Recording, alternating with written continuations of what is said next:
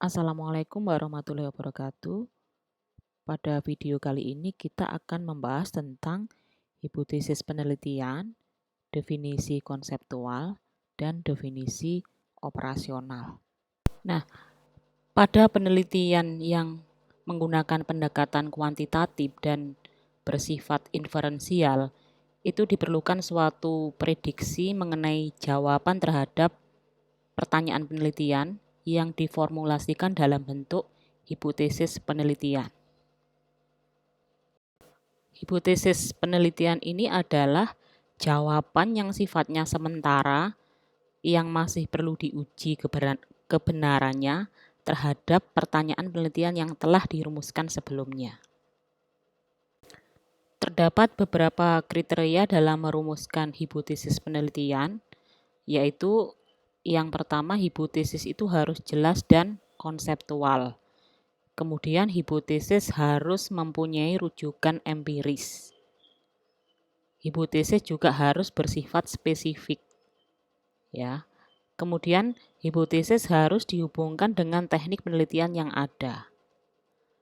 Selain itu, hipotesis harus berkaitan dengan suatu teori. Terdapat beberapa cara dalam merumuskan hipotesis. Yang pertama, hipotesis itu harus dinyatakan dalam bentuk kalimat pernyataan. Yang kedua, hipotesis harus dirumuskan sebagai pernyataan mengenai hubungan di antara paling sedikit dua variabel.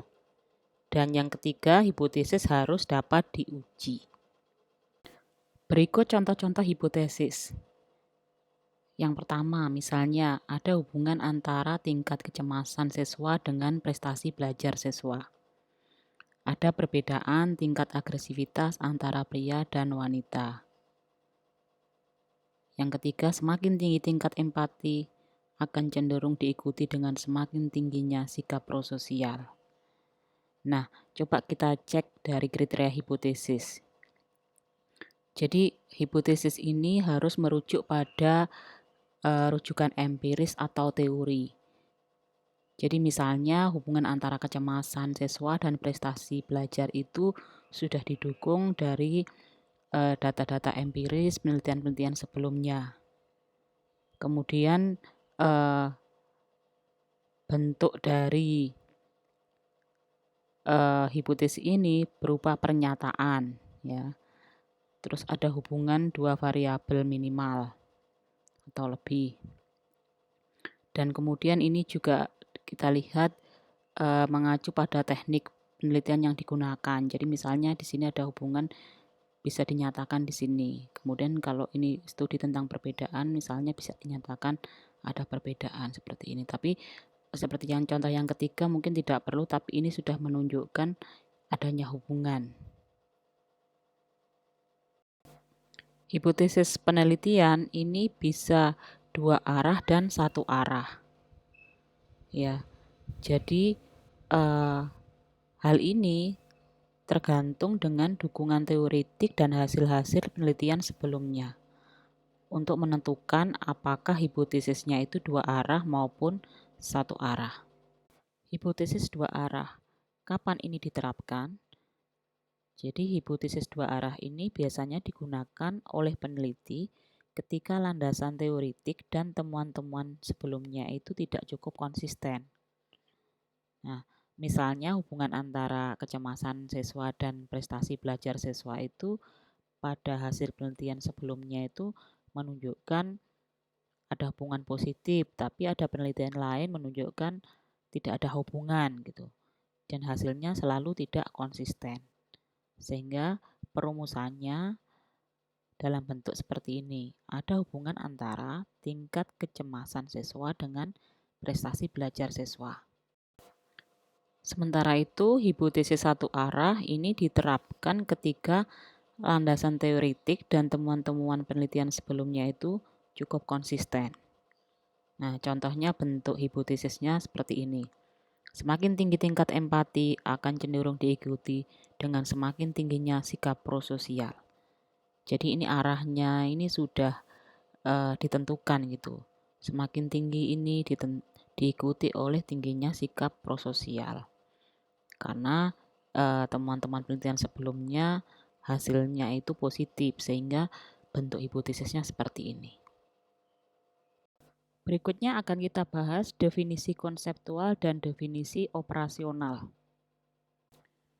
Definisi konseptual adalah definisi formal di mana suatu istilah itu didefinisikan dengan menggunakan istilah lain. Contohnya, misalnya intelijensi dapat diartikan sebagai kemampuan untuk berpikir secara abstrak.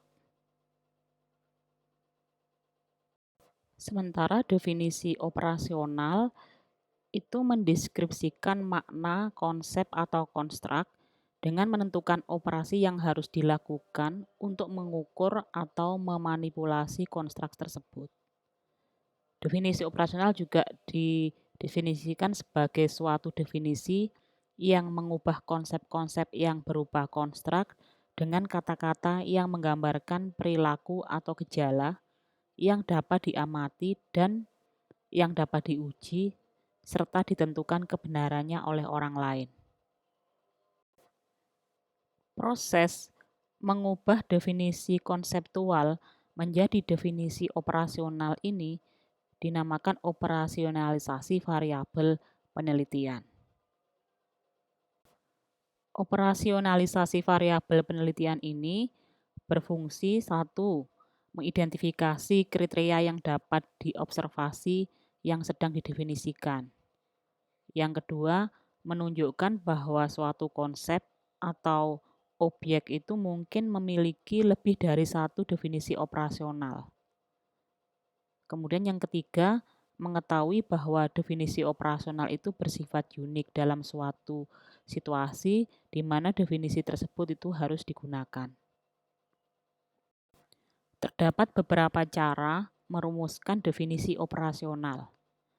Yang pertama adalah dirumuskan berdasarkan proses yang harus dilakukan. Yang kedua, dirumuskan berdasarkan cara kerja variabel yang bersangkutan yang menjadi sifat dinamiknya. Yang ketiga, dirumuskan berdasarkan kriteria pengukuran yang diterapkan.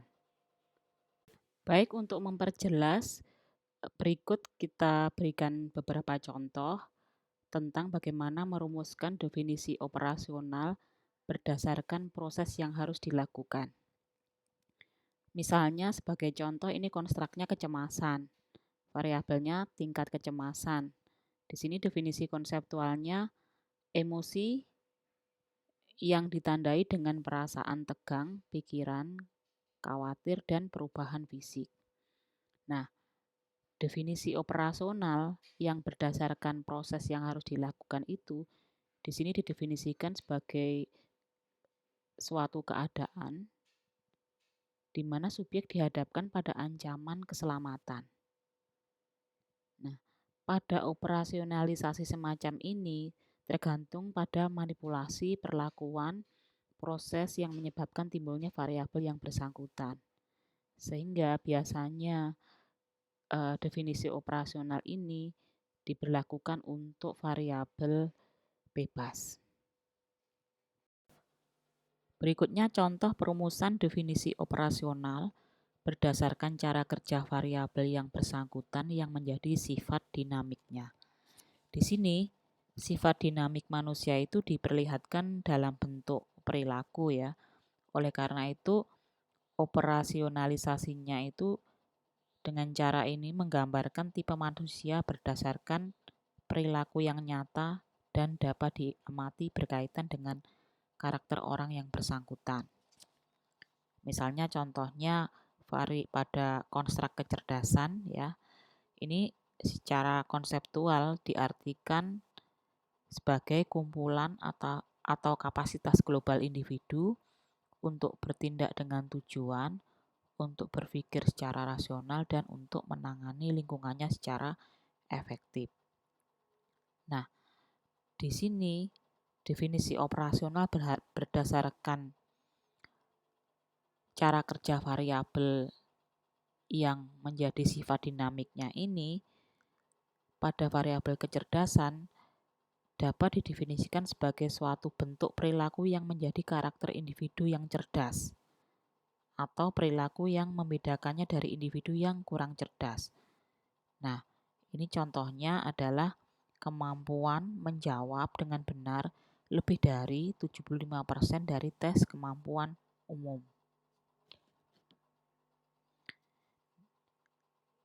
Dikarenakan cara pendefinisian variabel ini didasarkan pada sifat dinamik yang ada pada subjeknya, maka cara semacam ini adalah sangat cocok untuk digunakan dalam operasionalisasi variabel terikat.